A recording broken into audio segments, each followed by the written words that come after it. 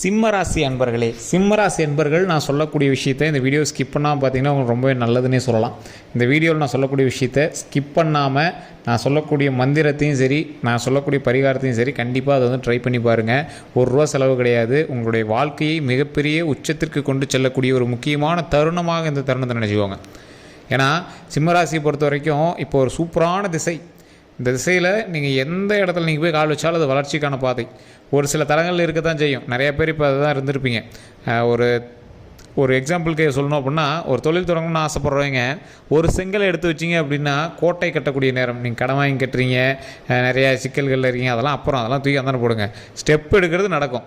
அந்த மாதிரி ஒரு தருணம். அதை எப்படி தடை இல்லாமல் பண்ணலாம், அதில் என்னெல்லாம் உங்களுக்கு பாசிட்டிவ் இருக்க போது, என்னெல்லாம் நெகட்டிவ் இருக்க போது, எந்தெந்த விஷயங்களும் உங்களுக்கு தடை ஏற்படும், எந்தெந்த விஷயத்தில் நீங்கள் கொஞ்சம் பார்த்துருக்கணும் அப்படிங்கிற எல்லா விஷயத்தையுமே இந்த வீடியோவில் சொல்ல போகிறோம்.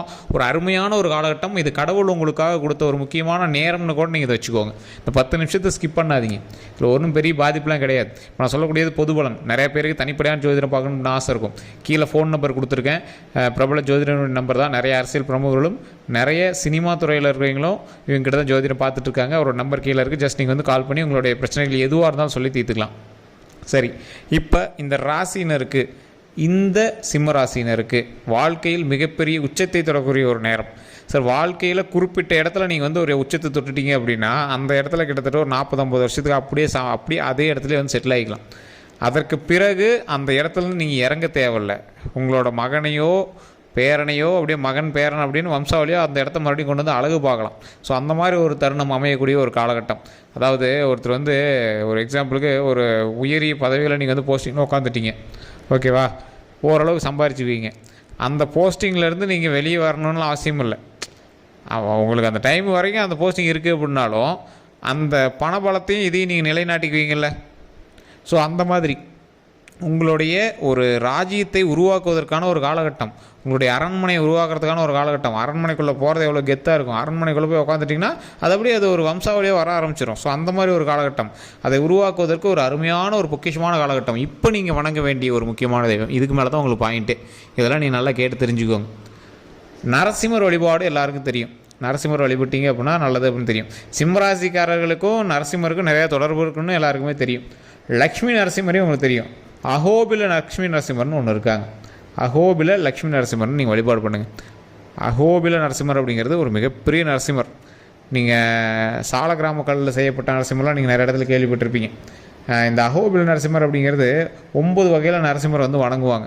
அதில் இந்த அஹோபில நரசிம்மர் அப்படிங்கிறதையும் ஒரு வகையான நரசிம்மராக நீங்கள் வணங்குவீங்க. ஓம் லக்ஷ்மி நரசிம்மரே போற்றி அப்படின்னு தினம் தினம் ஒரு டைம் சொல்லி பாருங்கள். ஒரு 9 டைமாக அதை சொல்லி பாருங்கள். அதை மறக்காம கமெண்ட் செக்ஷன் பற்றி விடுங்க. அதே மாதிரி ஓம் அஹோபில லக்ஷ்மி நரசிம்மரே போற்றி அப்படின்னு நீங்கள் வழிபட்டாலும் நல்லதான். ஆனால் என்ன ஒன்று அப்படின்னா, ஓம் அஹோபில நரசிம்மரேன்னு ஒரு டைம் வணங்கிக்கோங்க. ஓம் லக்ஷ்மி நரசிம்மரே அப்படின்னு ஒரு டைம் வணங்கிக்கோங்க. இது ரொம்ப நல்லது. இதை நான் ஏன் சொல்கிறேன் அப்படின்னா, அஹோபில லக்ஷ்மி நரசிம்மரேன்னு சொல்கிறத விட ஓம் லக்ஷ்மி நரசிம்மரே போற்றி, ஓம் அஹோபில நரசிம்மரே போற்றி அப்படின்னு ஒரு 9 டைம் நீங்கள் தினம் தினம் உச்சரித்து பாருங்கள். நீங்கள் இதுக்காக ஒரு 10 செகண்ட் செலவு பண்ணிங்கன்னா போதும் சார். உங்களோட லைஃப்பில் நீங்கள் ஒன்றும் பெரிய செலவெல்லாம் பண்ண தேவையில்லை. அதே மாதிரி எந்த ஒரு பெருமாள் கோயில் பக்கத்தில் இருந்துச்சு அப்படின்னாலும் சரி, அங்கே போய் ஒரு 10 பேருக்காக தயிர் சோறு கொடுத்துருவாங்க. தயிர் சாப்பாடு நல்லா ஞாபகம் வச்சுக்கோங்க. தயிர் சாப்பாடு நீங்கள் எந்த கிழமை போகிறீங்க, சனிக்கிழமை போகிறீங்க, இல்லை எந்த நாட்கள் போனாலும் அது உங்களுடைய விருப்பம். தயிர் சாப்பாடு அங்கே ஒரு 10 பேருக்காவது நீங்கள் செஞ்சு கையிலேருந்து ஒரு தட்டத்துலையோ இல்லை அந்த சின்ன கப்புலையோ ஏதோ நீங்கள் போட்டு கொடுக்கணும். இல்லை சின்ன இலையிலையாவது கிழிச்சு அதில் ரவுண்டு அப்படியே வலித்து தட்டத்துலேருந்து கரண்டியில் எடுத்து போட்டு கொடுக்கணும். அதை அவங்க சாப்பிடணும். நீங்கள் அதை பார்க்கணும். இது எவ்வளோ பெரிய நன்மை தரும் அப்படின்னு நீங்கள் அடுத்த வீடியோவில் நீங்கள் சொல்லுவீங்க. நல்லா யோசிச்சு பாருங்கள். ஒரு விஷயம் உங்களுக்கு நடந்துகிட்டே இருக்கும். நீங்கள் நினைத்த காரியம் சில தடைகளோடு ஓரளவுக்கு நடக்க தான் ஆரம்பிச்சிருக்கு. ஒன்றும் தடையெல்லாம் படலை. நீங்கள் நிறைய யோசிச்சுட்ருப்பீங்க, இல்லை சார் தடை பிடிச்சது. நான் அதெல்லாம் ஒன்றும் இல்லை. உங்களுக்கு தடையெல்லாம் படவே கிடையாது. ஒரு லேட்டாகி சின்ன அப்படியே ஒரு லேக் ஆகிட்டு போயிருக்கு, அவ்வளோதான். ஆனால் உங்களுக்கு நீங்கள் நினச்சது நடக்கும். நினைத்ததை நடத்தி வைக்கக்கூடிய ஒரு முக்கியமான நேரம். ஆனால் இது யார் யாருக்கு அப்படிங்கிறது இருக்குது. தசாபுத்தி உங்களுக்கு வேறையாக இருக்குது. இல்லை உங்களை விட வலுவான ஜோதிடம் பார்க்கக்கூடிய ஆள் யாராவது இருந்தாங்க அப்படின்னா உங்கள் கூட வலுவான ஜாதகம் ஏதாவது இருக்கா, அது உங்களை தாக்குனுச்சுன்னா தானே ஒழிய மற்றபடி உங்களுக்கு எந்த ஒரு ப்ராப்ளமே கிடையாது சார். நல்ல நேரம் கொண்டவங்க பக்கத்தில் இருந்தாங்க அப்படின்னா நமக்கும் நல்ல நேரம் தான். அதனால தான் பக்கத்தில் எங்களோட ஜோதிடத்தை பார்க்குறது. ஒருத்தர் வீட்டில் இருக்காங்க அப்படின்னா அவங்க அப்பா அம்மாவுக்கு பார்க்குறாங்களோ இல்லையோ அவங்க பையனுக்கு ஜோதிடம் பார்ப்பாங்க. ஏன்னா அந்த பையனோட ராசி அப்பா அம்மாவுக்கு ரிஃப்ளெக்ட் ஆகும். பேரன் இருந்தாலும் அவனோட ஜாதகத்தை பார்ப்பாங்க. பேரனோட ராசி 3 பேர்த்துக்குமே ரிஃப்ளெக்ட் ஆகும். பேரனுக்கு பையனுக்கெல்லாம் நல்ல நேரம் இருந்துச்சு அப்படின்னா ஆட்டோமேட்டிக்காக குடும்பத்தில் இருக்கிற எல்லாத்துக்குமே நல்ல நேரம் நடக்கும். கூட இருக்கக்கூடிய நண்பனுக்கு கூட செக் பண்ணி பார்ப்பாங்க நிறைய பேர். தொழிலில் செய்கிறீங்களா, தொழில் பார்ட்னருக்கு ஜோதிடம் பார்ப்பாங்க. ஸோ இந்த மாதிரி பார்த்து வைக்கும்போது உங்களுக்கு எந்த வகையில் தடை இருந்தாலும் அந்த தடைகளை சரி பண்ணி வெற்றிக்கான வழியை கொண்டு வரும். ஸோ இப்போ நீங்கள் என்ன பண்ணணும், இந்த லக்ஷ்மி நரசிம்மர் வழிபாடு பண்ணிவிட்டு தயிர் சாதம் வணங்கி அந்த தயிர் சாதம் வந்து நிறைய பேருக்கு அன்னதானம் கொடுத்துட்டு நீங்கள் செய்யக்கூடிய தொழிலில் முதன்மையாக நீங்கள் ஃபஸ்ட்டு கால் எடுத்து வைக்கும் போது உங்களோட குலதெய்வ வழிபாடு பண்ணிவிட்டு குலதெய்வத்திலிருந்து ஒரு எலுமிச்சம்பழம் எடுத்துகிட்டு போய் நீங்கள் வந்து தொழில் வச்சு ஆரம்பிங்க. வெற்றிக்கான ஒரு விஷயம் பண்ணுறீங்க அப்படின்னா தொழிலில் உங்களுக்கு 100% சூப்பர். அதே மாதிரி அதிக முதலீடு போட்டு பண்ணுறீங்க அப்படின்னா யோசிச்சு பண்ணுங்கள். ஏன்னா இப்போ நான் சொல்கிறது பொது பலன், தனிப்படையான ஜோதிடத்தை ஒரு டைம் பார்த்துக்கணும். ஏன்னா இது உங்களுக்கு அருமையான ஒரு சுக்கிர திசை வந்து நடக்கக்கூடிய ஒரு காலகட்டம். அதனால் பாசிட்டிவாக இருக்குது, பரவாயில்ல அப்படின்னு சொல்லலாம். எல்லாருக்குமே பரவாயில்லன்னு சொன்னால் உங்களோட தசாபத்தியும் ஒரு டைம் செக் பண்ணிக்கணும். ஓகேவா? அதே மாதிரி நீங்கள் இப்போ லக் அடிக்குது அப்படின்னு உடனே உங்களுக்கு வந்து வெற்றி காட்டாது. அந்த வெற்றி வந்து அப்படியே கொஞ்சம் கொஞ்சமாக தெரிய ஆரம்பிக்கும். ஆமாம் சார் இது பரவாயில்ல சார், இப்போ தான் வர ஆரம்பிக்கும் சார் அப்படிங்கிற மாதிரி உங்களுக்கு தெரிய ஆரம்பிக்கும். சரி சார், தொழிலுக்கு பணத்துக்கே தான் சொல்கிறீங்களா, அடுத்த விஷயத்துக்கு வாங்க அப்படிங்கிறீங்களா.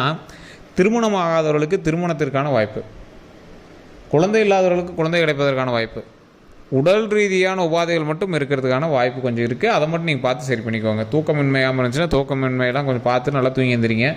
உடல் ரீதியாக எந்த ஒரு விஷயம் இருந்தாலும் உடனே டாக்டர் பார்த்துருங்க. அதே மாதிரி கல்வி சம்பந்தமான விஷயங்களில் உங்களுக்கு பாசிட்டிவாக தான் இருக்கும், ஒன்றும் பிரச்சனை கிடையாது. தொலைதூர பயணமோ இல்லை ஏதாவது ஒரு பிரயாணமோ போயிட்டு வர மாதிரி இருக்கும். பயணிக்கக்கூடிய ஒரு காலகட்டம், உங்களோட சொந்த ஊருக்காவது நீங்கள் வந்து போயிட்டு வரக்கூடிய ஒரு காலகட்டம் இந்த காலகட்டம். அதனால் நீங்கள் வந்து அது பெருசெல்லாம் நினச்சிக்க தேவையில்ல, பாசிட்டிவான விஷயங்கள் தான், ஒன்றும் கவலைப்பட தேவையில்லை. அதே மாதிரி வாகனத்தில் கொஞ்சம் கவனம் தேவை, வெளி உணவில் கொஞ்சம் கவனம் தேவை. தூக்கமின்மை இல்லாமல் இருக்குது அப்படின்னா நல்லா தூங்கி எழுந்திரிங்க. உடல் ஆரோக்கியத்தில் ரொம்ப கவனமாக இருங்க. ரத்த ஓட்டம் சம்மந்தப்பட்ட விஷயத்தில் கொஞ்சம் கவனமாக இருங்க. அதே மாதிரி இந்த ராசிக்காரர்களை பொறுத்த வரைக்கும் பணத்தை வச்சே பண்ணக்கூடிய தொழில், இப்போ வட்டி இந்த மாதிரி ஏதாவது ஃபைனான்ஸு இந்த மாதிரிலாம் விஷயம் பண்ணிட்டுருக்கீங்க அப்படின்னா டாக்குமெண்ட் ரீதியான விஷயத்துலையோ கேஸ் சம்மந்தப்பட்ட விஷயத்துலையோ கொஞ்சம் ஜாக்கிரதையாக இருங்க. ஸோ இந்த ராசிக்காரர்கள், சிம்ம ராசிக்காரர்கள், அதீத கோபம் இந்த காலத்தில் கூடவே கூடாது. உங்களோட தொழிலுக்கு எடுக்கிறது இந்த மாதிரி விஷயத்தில் உங்களோட கோபம் வந்து வேலை காட்டுறதுக்கான வாய்ப்புகள் இருக்குது. அதனால் கோபத்தை மட்டும் குறைச்சிக்கோங்க. அதே மாதிரி உணவு சம்மந்தப்பட்ட துறையில் இருக்கிறவங்க, தொழிலையோ இல்லை துறையில் வேலை பார்த்துட்ருக்கீங்க அப்படின்னா சின்ன சின்ன விஷயங்கள்னால நீங்கள் மாற்றுறதுக்கான வாய்ப்புகள் இருக்குது. அதை நீங்கள் கொஞ்சம் பார்த்து கொஞ்சம் கிளியர் பண்ணி வச்சுக்கோங்க. அந்த உணவுப் பொருட்கள் செய்கிறதுலையோ எந்த ஒரு மிஸ்டேக் இல்லாமல் கரெக்டாக வச்சுக்கோங்க. சில எப்படி சொல்கிறது, இது வந்து ஒரு வெரிஃபிகேஷனில் நீங்கள் இது பண்ணுற மாதிரி ஒரு, அதாவது கவர்மெண்ட் சம்மந்தப்பட்ட விஷயத்தில் சின்ன சின்ன ஃபைன் கட்டுற மாதிரி இருக்குது. ஸோ அந்த மாதிரி விஷயங்களில் நீங்கள் கொஞ்சம் பார்த்து கொஞ்சம் சரி பண்ணி வச்சுக்கிறது பரவாயில்ல இருக்கும். அதே மாதிரி வாகன சம்மந்தப்பட்டமான விஷயத்துலையும் நீங்கள் கவர்மெண்ட் சம்மந்தப்பட்டமான விஷயங்கள் நடக்கிறதுக்கான வாய்ப்புகள் இருக்குது. அதனால் அதுலேயுமே இன்சூரன்ஸ் கட்டாது, இன்சூரன்ஸ் கட்டிக்கோங்க. ஹெல்மெட் போடாமல் கூட நீங்கள் வண்டியில் போகக்கூடாது, ஹெல்மெட் போட்டு தான் வண்டியில் போகணும். சீட் பெல்ட் போடாமல் வண்டியில் போகக்கூடாது. அந்த மாதிரி ஒரு ரூல்ஸை பின்பற்றி நீங்கள் பிரயாணிக்கக்கூடிய ஒரு காலகட்டமாக வரக்கூடிய காலகட்டம் இருக்குது. தொழிலுக்கு பரவாயில்ல, திருமணம் ஆகாத இளைஞர்களுக்கு திருமணமாகும், அதுக்கு பரவாயில்ல. அதை வந்து திருமணத்துக்கான ஸ்டெப்பாவது எடுத்து வைப்பீங்க இந்த காலகட்டத்தில், அது ஒன்றும் பரவாயில்ல.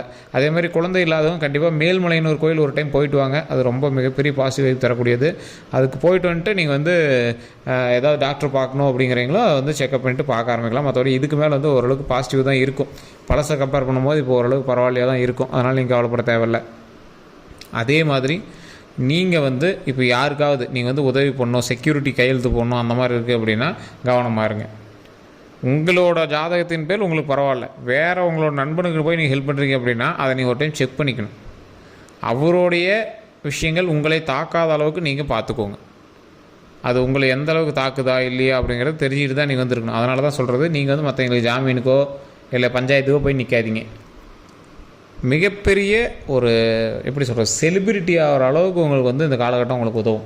அது உங்கள் கையில் தான் இருக்குது. அதை எப்படி நீங்கள் வந்து பின்பற்ற போகிறீங்க, அதை எப்படி நீங்கள் வழி கொண்டு வர போகிறீங்க, அதெல்லாம் உங்கள் கையில் தான் இருக்குது.